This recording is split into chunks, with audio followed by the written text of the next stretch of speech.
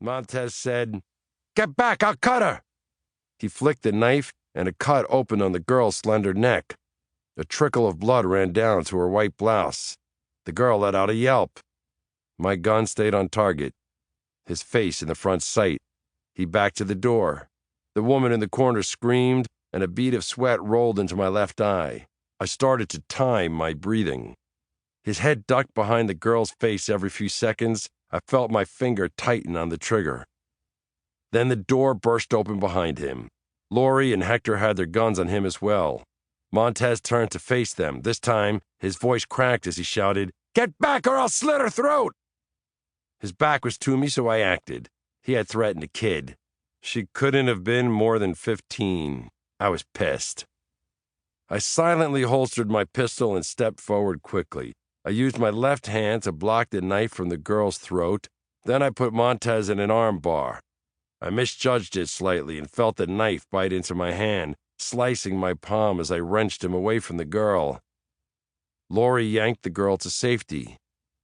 Now, it was just this asshole and me. I looked to see where the knife had landed and was shocked to see it was still stuck in my hand. Holy shit. That was it. I threw a right cross and watched as Montez stumbled back. Then I jerked the 4-inch blade from my hand. Before he regained his footing, my right knee connected with Montez's head. He was on the floor, and I fell on top of him. A 200-pound sledgehammer. Then I just started to throw elbows and fists into his face. Blood splattered everywhere, some his, some mine. I needed this. Therapy. What the hell? I was only human. Then I heard someone shout, "Mike!" I felt a strong hand on my wrist. My sergeant pulled me away. I looked down at what I had done, shocked as anyone. I could have ended this with a single punch. I had lost it. My sergeant said, "Jesus, Mike, we got him." I looked past my raw, bloodied hands at the pulp of this punk's face. This wasn't how I operated. I was embarrassed, ashamed. My sergeant said, "Stand down, Mike. In fact, after you have that hand taken care of, go home. Stay there. I'll handle this. You've got enough problems to deal with at home." Unfortunately, Sarge was right. Chapter 2.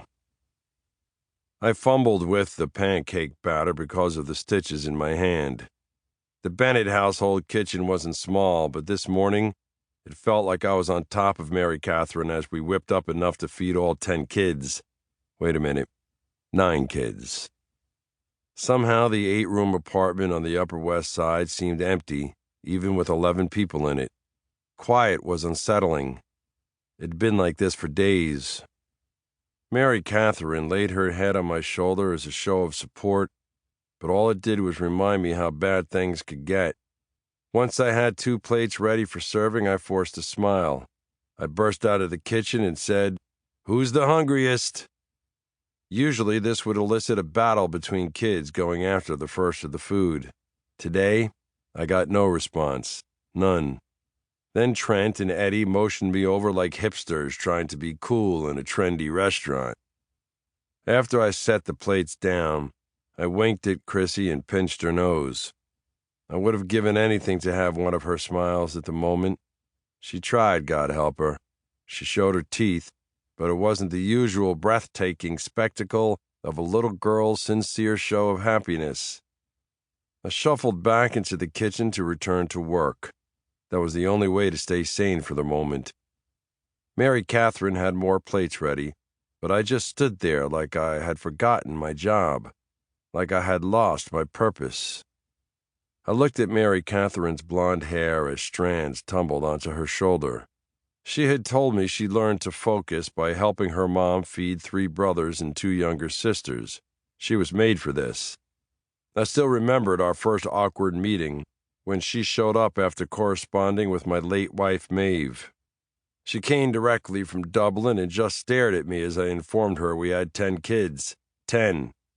But she never faltered, even in the face of my grandfather Seamus, who thought I brought her in to replace him. It didn't take long for the lovely young Irish girl to win over my surly grandfather.